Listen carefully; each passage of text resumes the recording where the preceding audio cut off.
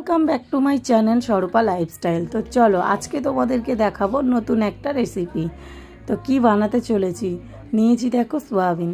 তো সোয়াবিনের পকোড়া আজকে তোমাদের সাথে আমি শেয়ার করব। তো দেখতেই পাচ্ছ আমি সোয়াবিনটা বসিয়ে দিয়েছি, আর এটাকে আমি প্রায় 2 মিনিট মতো হাই ফ্লেমে সিদ্ধ করে নেব, যাতে ভেতরে যা নোংরা আছে সব কিছু বেরিয়ে যায় আর একটু নরম হয়ে যায়, যাতে আমি এটাকে ভালো করে মেখে নিতে পারি। তো দেখতেই পাচ্ছ খুব ভালোভাবে ফুটে গেছে। তো চলো এরপরে আমি নামিয়ে এইগুলো ঠান্ডা করে নিই। তো তার আগে আমি একটা মশলা রেডি করে নিচ্ছি। দেখতে পাচ্ছ পেঁয়াজ কুচি, আদা রসুন কুচি, কাঁচা পাকা লঙ্কা, এখানে শুকনো লঙ্কা, ধনেপাতা আর জিরে গুঁড়ো, ধনে গুঁড়ো, হলুদ গুঁড়ো, বেসন নিয়েছি, সুজি, কর্নফ্লাওয়ার, আর এই যে সোয়াবিনগুলো আমি ঠান্ডা জলে ভালো করে ভিজিয়ে রেখেছি সব নোংরাগুলো বার করে দিয়ে। তো দেখতেই পাচ্ছ তো যা নোংরা ছিল আমি সব বার করে পরিষ্কার করে ধুয়ে নিয়েছি। তো জলগুলো চিপে চিপে ভালো করে আমি তুলে নিচ্ছি। তো একটুও যেন জল না থাকে। তো এই পকোড়াটা ভাজার জন্য কিন্তু একদমই জল থাকলে হবে না, তো পুরোটাই কিন্তু শুকনো করে নিতে হবে। জল থাকলে কিন্তু আরও আমাদের যেহেতু পেঁয়াজ দেব, তো তার মধ্যে আরও জল বেরোবে। তো দেখতেই পাচ্ছ দেখো আমি সয়াবিনগুলো খুব ভালোভাবে কিন্তু আমি ছাড়িয়ে নিচ্ছি। তো ছাড়িয়ে নিচ্ছি, নেবার পরে এবারে এটাকে আমি ভালো করে কিন্তু মেখে নেব। দেখতেই পাচ্ছ কতটা নরম হয়ে গেছে। তো চলো এর মধ্যে আমি একে একে সব কিছু দিয়ে দিচ্ছি অল্প একটু নুন, তার মধ্যে দিয়ে দেবো আমি অল্প একটু কালো জিরে। তো কালো জিরাটা অপশনাল, তোমরা চাইলে দিতেও পারো নাও দিতে পারো, আমার ভালো লাগে সেই জন্য দিলাম।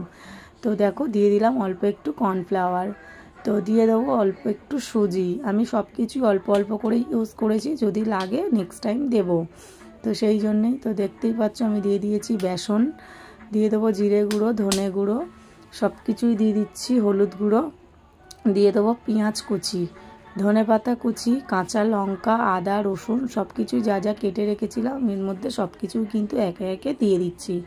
তো গাইস পকোড়াটা যা সুন্দর হয়েছিল, তো না খেলে তোমরা বিশ্বাস করতে পারবে না। তো বানিয়ে খেও আর কমেন্টে জানিও যে কেমন হয়েছে। আর দেখো আমি খুব ভালো করে এটাকে আমি মিক্সড করে নিচ্ছি, আর আমি আগে মিক্স করে নিয়েছি, এরপরে আমি দিয়ে দেবো লঙ্কাগুলো। তো দেখতেই পাচ্ছ আজকে আমি কোনো গুঁড়ো লঙ্কা কিন্তু অ্যাড করিনি, যা দিয়েছি কাঁচা পাকা লঙ্কা আর শুকনো লঙ্কা। তো লঙ্কাগুলো আমি একটু ফাটিয়ে দিচ্ছি যাতে ঝাল ঝাল হয়।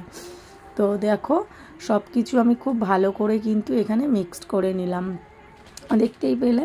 তো চলো এরপরে আমি বড়াগুলো ভাজার জন্য তৈরি করে নিই। তো মাখা রেডি একদম। তো এরপরে আমি কড়াইয়ে তেলটা বসিয়ে দেব। তো দেখতেই পাচ্ছ আমার তেল কিন্তু একদম গরম হয়ে গেছে। তো চলো এবারে আমি ভেজে নিই।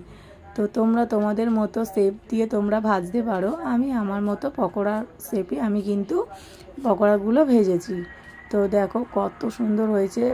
মানে ফার্স্ট কিন্তু আমি তেলটা কিন্তু হাই ফ্লেমে গরম করে নিয়েছি, নেবার পরে কিন্তু আমি লো ফ্লেমে দিয়েছি, দিয়ে কিন্তু পকোড়াগুলো কিন্তু আমি খুব ভালো করে ভাজবো, কেননা নইলে না ওপরটা লাল লাল হয়ে যাবে আর ভেতরটা কাঁচা থেকে যাবে।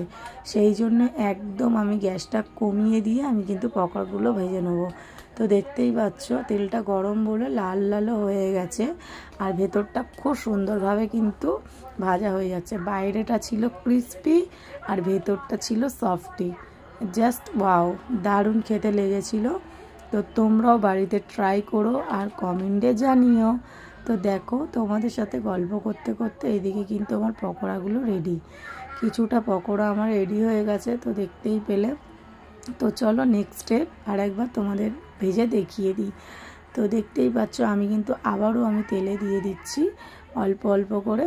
তো আমি না ছোট ছোট করে ভেজেছি, তোমরা চাইলে তোমাদের মতো করে ভাজতে পারো। তো দেখো আমি ঠিক এরম শেপ দিয়ে দিয়ে ভেজেছি।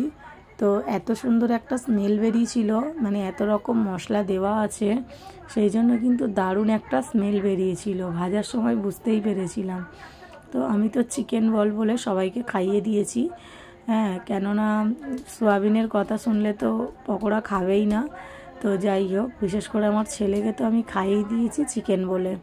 তো দেখো ও বুঝতেই পারিনি, আমি কিন্তু বলেছি যে ভেতরে চিকেন দেওয়া আছে। তো তোমরাও কিন্তু ঠিক এইভাবে, সোয়াবিন কিন্তু খুব পুষ্টিকর একটা জিনিস, তো তোমরাও কিন্তু ঠিক এইভাবেই কিন্তু বাচ্চাদেরকে খাওয়াতে পারো। এত মশলা না দিয়েও কম কিছু জিনিস দিয়েও কিন্তু তোমরা বাচ্চাদের জন্য তৈরি করে দিতে পারো, খুব ভালো খাবে। আর দেখতেই পাচ্ছ আমার পকোড়াগুলো কিন্তু একদম রেডি। তো লাল লাল করে ভাজা হয়ে গেছে, আমি এই পর্যায়ে এই পকোড়াগুলোও তুলে নেব। তো চলো এবারে আমি পকোড়াগুলো তুলে নিই। প্রথমে কিন্তু আমি লো ফ্লেমে দিয়ে ভেজেছি যাতে ভেতরটা নরম হয়ে যায়। তারপর আমি হাই ফ্লেমে দিয়ে আমি কিন্তু খুব ভালো করে ওপরটাও কিন্তু ক্রিস্পি করে ভেজে নিয়েছি। তো দেখতেই পেলে তোমরা। তো একে একে আমি সব পকোড়াগুলোই কিন্তু তুলে নিয়েছি। আর কালারটা দেখো গাইস, আমি কিন্তু গুঁড়ো মশলা মানে গুঁড়ো লঙ্কা দিইনি, তো তাও কালারটা দেখো। এই ছিল আমার পকোড়া। তো চলো সস দিয়ে সার্ভ করেছি, তো কেমন হয়েছে অবশ্যই কমেন্টে জানিও। আর এই ছিল আমার ছেলের পকোড়া। তো তোমরা অবশ্যই কমেন্টে জানিও, ভালো লাগলে লাইক কমেন্ট শেয়ার। তো চলো আজকের মতো টাটা, bye bye and take care.